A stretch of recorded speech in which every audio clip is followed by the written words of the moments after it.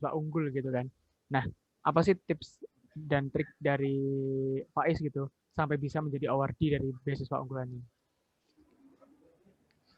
Kalau dari aku pribadi sih sebenarnya tips dan trik itu masing-masing orang pasti berbeda gitu ya.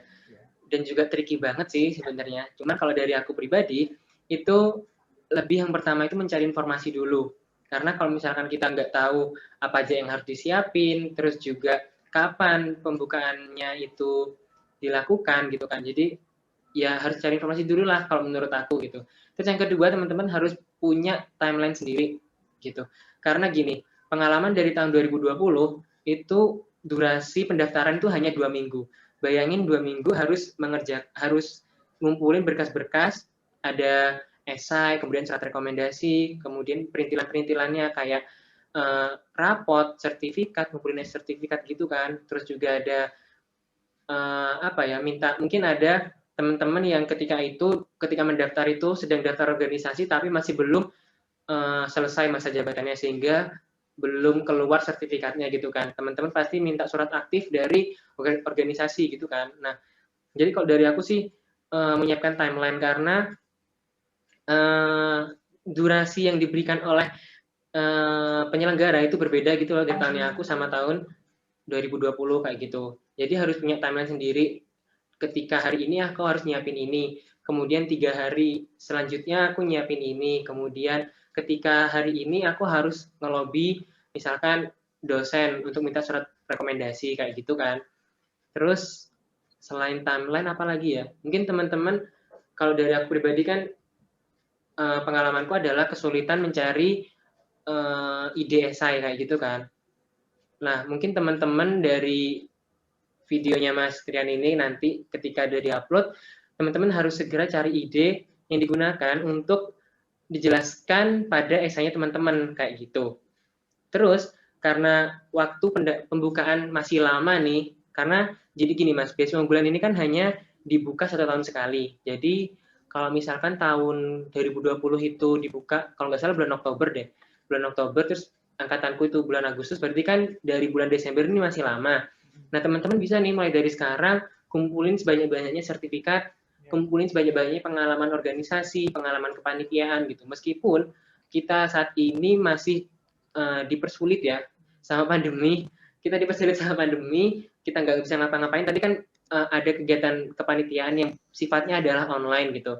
Teman-teman bisa mendapatkan pengalaman organisasi, pengalaman kepanitiaan dari kegiatan online itu kayak gitu. Jadi kalau dari aku pribadi ada 3 nih. Yang pertama tadi itu mencari informasi, kemudian yang kedua punya timeline sendiri apa aja yang harus dilakukan kalau misalkan beasiswa unggulan ini udah dibuka pendaftarannya. Kemudian yang ketiga adalah saat ini karena masih lama rekrutmennya lagi nih, jadi teman-teman mulai dari saat ini kumpulin sertifikat-sertifikat, kumpulin pengalaman-pengalaman, terus juga karena IPK yang dibutuhkan untuk mahasiswa ongoing itu kan ada 3,25 nih. Teman-teman bisa apa ya, nge-push nilainya dari semester 1 ini kayak gitu, dari semester ganjil ini. Terus juga kalau misalkan mungkin ada subscriber Mas Trian yang dari SMA gitu, kalangan sekolah, ya bisa mulai saat ini nge-push nilai juga. Mungkin teman-teman berpikiran kalau misalkan buat apa sih nilai rapot, buat apa sih nilai ujian nasional gitu. Toh ketika kita masuk perguruan tinggi itu nggak dipakai, kita akan ujian lagi gitu kan. Nah, ya ini sebenarnya kalau misalkan punya nilai bagus, kemudian punya nilai ujian nasional yang bagus, itu bisa digunakan untuk mendaftar apply beasiswa kayak gitu. Jadi ada 3 itu Mas kalau dari aku sih. Berarti pokoknya be a good planner lah ya. Tapi emang bener sih dari katamu tadi yang waktu SMA nganggapnya tuh nilai UN kayak buat apa sih gitu. Dulu aku juga gitu, cuman ya sekarang tahu lah gunanya untuk itu gitu. Dan mungkin sekarang teman-teman yang masih SMA jangan sampai kepikiran kayak gitu gitu. Harus semuanya tuh dilakukan dengan maksimal gitu kan. Siapa tahu kayak Faiz kan bisa daftar beasiswa unggulan dan jadi awardee-nya gitu. Soalnya advantage apa keuntungannya banyak banget gitu kan sampai lulus kan. Nah, oke ini beasiswa unggulan tuh nanti kan kontraknya kamu sampai semester 8 kan ya, sampai lulus lah istilahnya gitu. Nah, kira-kira setelah kamu lulus apakah masih ada kontrak lagi atau seperti apa itu? Jadi kalau misalkan udah lulus, kontraknya ya sudah selesai sampai semester 8 kayak gitu. Nah, tapi kalau misalkan teman-teman mau lanjut S2 ataupun S3 gitu ya, teman-teman itu juga bisa kok daftar lagi beasiswa unggulan ini kayak gitu. Asalkan teman-teman itu udah terdaftar sebagai mahasiswa aktif atau mahasiswa yang emang udah diterima tanpa syarat di universitas terkait kayak gitu. Jadi beasiswa ini sebenarnya tidak hanya ditujukan kepada mahasiswa sarjana S1 saja, tetapi juga S2 dan S3 atau bisa dikatakan program pasca sarjana dan doktoral gitu ya Mas ya. Nah, jadi ya itu tadi sih bisa daftar lewat 2 kategori, mahasiswa berprestasi dan juga pegawai negeri dari pemerintah gitu kan. Nah, dari mahasiswa ini, pengertian mahasiswa ini tidak hanya S1 saja, tapi juga S1, S2, dan S3. Oh iya, untuk teman-teman dari Politeknik, terutama yang dari D4 itu juga bisa daftar kok, kayak gitu. Kalau ini interest nih, kalau untuk apa yang pasca sarjana sama doktoral itu universitasnya tertentu, apa kita bisa sampai ke luar juga? Kalau setahu aku ya Mas ya, beasiswa unggulan ini ditujukan ke universitas di dalam negeri aja sih kalau nggak salah. Soalnya kalau misalkan kita itu beda lagi kalau misalkan kita daftar, kemudian ada program pertukaran pelajar gitu. Itu mungkin masih dibiayai sama beasiswa unggulan. Kalau misalkan kita daftar tapi universitasnya itu dari luar kayak Oxford, Harvard kayak gitu kan, itu kayaknya beasiswa unggulan itu masih belum bisa mengcover lah kayak gitu. Setahu aku nih kayak gitu. Soalnya kalau dari mungkin karena aku juga kurang relasi ya sepertinya kalau dari teman-teman S2 gitu. Soalnya kebanyakan teman-teman aku yang award itu dari S1 aja sih. Kurang bergaul sama yang S2. Kalau setahu aku sih kemarin ketika tanda tangan kontrak itu ketemunya sama mahasiswa S2 dari UB, UNER, kayak gitu-gitu sih, ITS. Terus aku kemarin juga tahu itu dari UGM, kayak gitu. Berarti memang ya mungkin kalau misalkan mau keluar teman-teman bisa inilah coba LPDP ya. Mungkin kan itu juga dari program pemerintah gitu. Iya, benar banget itu. Iya. Oke, ini nih pertanyaan lagi. Ya pertanyaan terus dari tadi ya. Ini apa namanya? Ya, Tadi kan kontraknya 8 semester nih. Terus gimana kalau teman-teman yang lulus lebih dulu atau lulusnya lebih lama gitu? Jadi kan ada 2 kasus nih. Misalkan lulusnya cepat atau lulusnya ternyata molor gitu. Kalau lulus cepat setahu aku otomatis ada pendanaan di semester 8 berarti kan. Kalau misalkan lulusnya di semester 7, pendanaan di semester 8 itu harus dikembalikan kayak gitu Mas. Terus kalau untuk molor, jadi kemarin itu ketika tanda tangan kontrak aku ditekankan bahwa kan teman-teman udah menjadi mahasiswa yang unggul nih karena mendapatkan beasiswa unggulan ini. Jadi teman-teman usahakan bisa bisa selesai selama 8 semester kayak gitu. Terus kemudian misalkan molor bagaimana gitu. Kalau setahu aku, kalau misalkan beasiswa ini kita dapatnya itu beasiswanya ini menyelesaikan kuliahnya itu ternyata molor, ya semester sisanya itu dibiayai sendiri.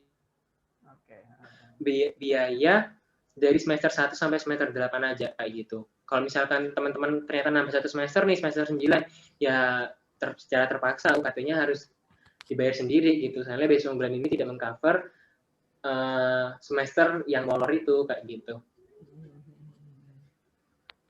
Oke, jadi sebenarnya ini juga bisa jadi trigger kita ya. Sebagai awardee harus bisa lulus tepat waktu gitu. Bahkan lebih cepat lebih baik kan. Gitu. Oke, Iya, benar banget itu. apa lagi ya? Mungkin Pak Is mau ngomong apa? Bebas di sini mah bebas. Video ini mau ngomong apa aja bebas sebenarnya Is. Dulu mau ngomong apa lagi Mas? Sebenarnya juga gimana? Kamu kan dari SMA, maksudnya apply ini waktu baru lulus SMA kan. Nah itu dapat informasinya dari mana? Istilah tadi kan kamu bilangnya masih belum terlalu booming gitulah informasinya dan nah kamu dapat informasi itu dari mana? Jadi ketika itu aku masih ingat banget kan dapat beasiswa ini dari mana gitu informasinya. Ketika itu aku buka Instagram terus lihat instastory-nya kelas gitu loh. Lihat terus kok beasiswa unggulan terus juga ditujukan kepada mahasiswa berprestasi, nggak ngelihat kondisi ekonominya kayak gimana kayak gitu kan. Soalnya juga kebetulan ayah aku kan PNS, jadi kalau misalkan ikut beasiswa kayak gitu kan apa ya, pandangan orang-orang kalau misalkan dapat beasiswa itu karena maaf nih mas kayak dari ekonomi kayak kurang mampu gitu loh, kurang baik dari segi ekonomi gitu kan. Nah terus kemudian aku lihat beasiswa unggulan ini kok wah kebetulan banget gitu, lihat instastory-nya dari kakak kelas kayak gitu. Cuman anehnya adalah sampai saat ini aku itu lupa gitu loh instastory-nya siapa yang ketika itu aku lihat kayak gitu. Ya. Aneh banget sebenarnya sih, kayak begitu aku dapat dari mana gitu. Mungkin itu ini apa dari Tuhan kan, apa namanya, berkas cahaya apa sih, secercah cahaya dari Tuhan, terus kamu harus daftar ini nih Is gitu kan, terus kamu jadi awardee-nya gitu.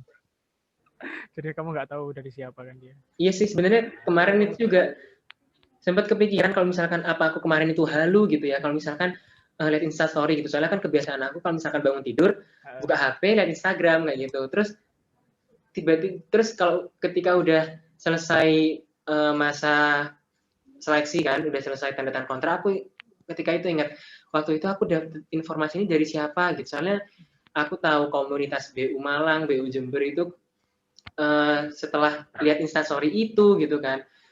Tapi kalau misalkan aku halu, aku inget banget kok misal apa bangun tidur, buka HP, lihat Instagram, instastory kelas kayak gitu. Cuma aku lupa dia itu siapa gitu loh. Ya oh ya udahlah ya. Yang penting sekarang kamu udah jadi awardee-nya gitu kan. Dan mungkin itu emang udah jalannya dari yang di atas itu, kamu diberikan.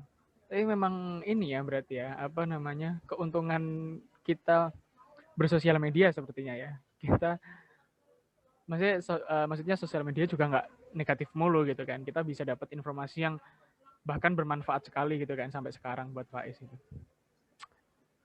Oke, Is. Bener banget. Jadi sebenarnya sosial media itu kan positif ataupun negatif itu tergantung pribadinya masing-masing kan mas. Kayak misalkan Instagram nih.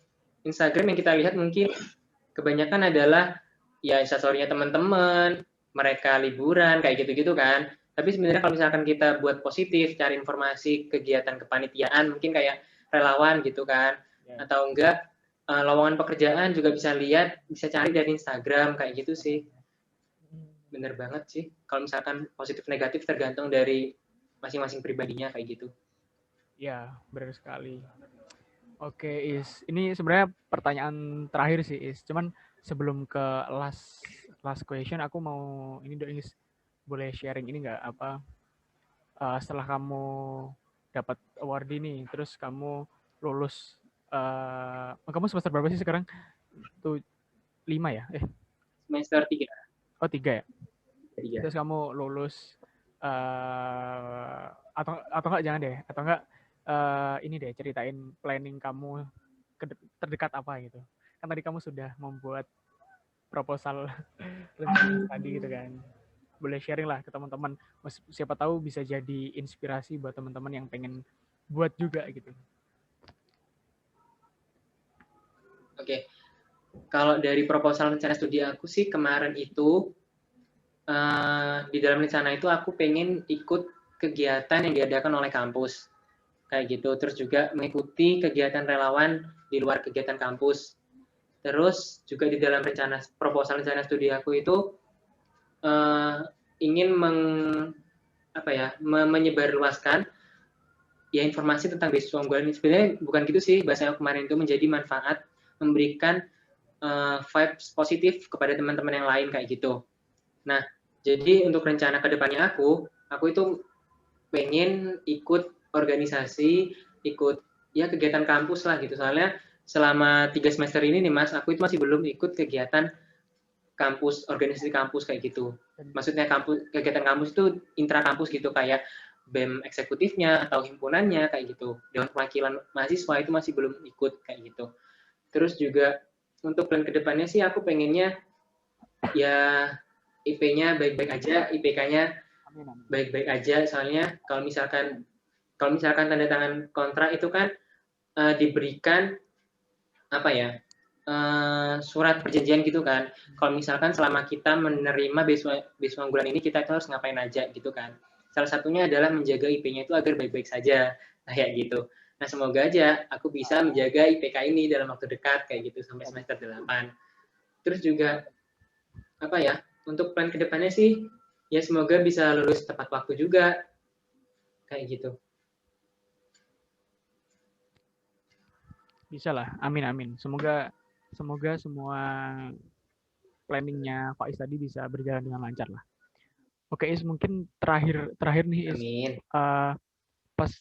pesan buat para pendengar teman-teman nih yang mungkin pengen juga dapat beasiswa unggulan atau mungkin beasiswa lainnya atau mungkin ya pokoknya pesan buat teman-teman yang sekarang masih struggling buat studinya dari Faiz. Silakan. Oke, kalau dari aku sih ini sih Mas kan ketika pendaftaran beasiswa unggulan kemarin itu teman-temannya aku itu banyak juga yang tanya-tanya ke aku beasiswa unggulan ini kayak gimana gitu kan. Terus dari mereka itu banyak yang sambat ke aku nih kalau misalkan mereka itu kurang percaya diri, aku loh cuma kayak gini sedangkan teman-temannya aku kayak gitu kan. Kayak misalkan nilainya aku itu cuma segini sedangkan teman-temannya aku nilainya lebih tinggi. Terus juga aku kurang aktif, nggak pernah dapet juara gitu. Aku cuma ikut kegiatan pramuka gitu dari SD, mungkin dari SD misalkan. Dari SD sampai SMA hanya ikut pramuka atau aktif dalam kegiatan kepalang merahan atau relawan kayak gitu. Nah, kalau dari aku pribadi sih lebih ke percaya diri. Kalau misalkan teman-teman itu pasti punya skill, punya kemampuan yang bisa ditonjolkan gitu. Tidak hanya sebenarnya kan kemampuan itu nggak sekadar nilai aja, akademik aja gitu kan. Tapi juga teman-teman itu bisa menonjolkan organisasinya teman-teman, keloyalan teman-teman di organisasi tersebut. Misalkan kayak tadi nih dari aku ikut kegiatan kepramukaan dari SD sampai SMA itu kan merupakan apa ya? Menurut aku itu achievement banget gitu loh. Suatu hal yang bisa dibanggakan gitu. Karena pengalaman bayangin aja pengalaman dari SD sampai SMA gitu. Ya wah banget itu sih kalau menurut aku gitu. Jadi kalau dari aku pribadi itu yang pertama itu pede aja kalau misalkan mau daftar ini beasiswa gitu kan. Karena semua orang itu pasti punya ciri khasnya masing-masing gitu. Enggak yang baik itu bukan hanya nilai gitu loh, tapi juga pengalaman kayak gitu. Terus yang kedua itu untuk mendaftar beasiswa di luar beasiswa sih sebenarnya itu kalau dari aku pribadi jangan cukuplah membanding-bandingkan satu anak dengan anak yang lain gitu. Soalnya kan jadi aku udah bilang punya ciri khasnya masing-masing gitu. Kalau misalkan kita itu membanding-bandingkan gitu kayak isinya hidup cuma insecure aja, nggak nyaman aja kayak gitu kan. Termasuk daftar beasiswa ini deh gitu. Aku membandingkan diri aku sama teman aku nih misalkan. Jujur aja Mas ketika aku daftar beasiswa unggulan ini, sertifikat yang aku udah berikan itu cuma satu kegiatan lomba itu pun nggak sampai juara gitu. Cuma satu lomba berupa kegiatan akademik yang benar-benar lomba ujian tulis gitu. Yang aku udah sedangkan temannya aku itu yang udah teman aku yang lain itu melampirkan sertifikat yang isinya itu juara-juara lomba, lombanya itu lomba tulisnya itu benar-benar yang sampai kalau menurut aku nih otaknya aku nggak nyampe gitu loh. Soalnya benar-benar kayak ide-idenya tuh mind blowing banget gitu. Jadi kalau menurut aku sih cukup membanding-bandingkan gitu. Yang penting teman-teman percaya diri aja. Kalau emang jalannya, emang takdirnya, ya udah gitu. Pasti diterima gitu loh sebagai awardee beasiswa unggulan. Ya sebenarnya nggak cuma beasiswa unggulan sih. Mungkin beasiswa lain ataupun kalau misalkan teman-teman melamar kerja gitu, nggak perlu kurang percaya diri lah gitu.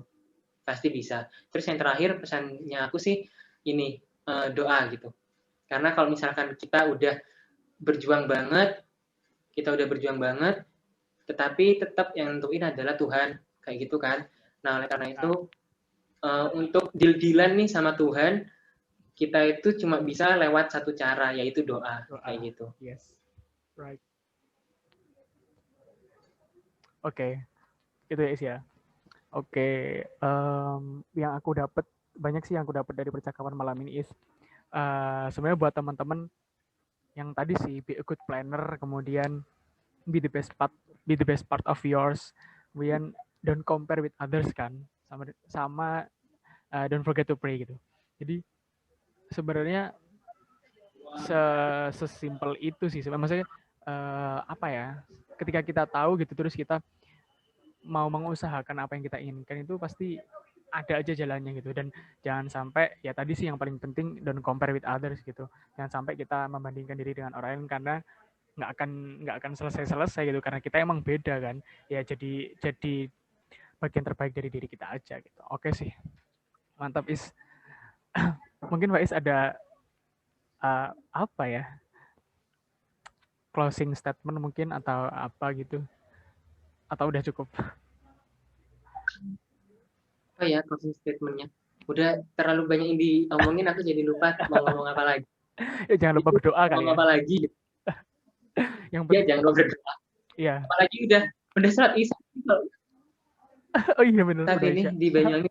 Iya makanya. Ya udah. Oke Is, Jangan lupa sholat berarti. Iya bener. Nah itu reminder sih. Oke Is, thank you udah mau meluangkan waktunya buat sharing di platform ini. Semoga teman-teman yang ngelihat video Makasih ini, juga, Mas. ya teman-teman yang lihat video ini bisa mengambil informasi sebanyak-banyaknya, terus ngambil apa yang baik-baiknya gitu, dan semoga planning Faiz ke depannya juga berjalan dengan lancar gitu. Oke Is, terima kasih. Semoga next kita bisa sharing lagi ya. Terima kasih, sehat terus, jaga kesehatan. Oke. Mantap. Oke, siap. Dadah.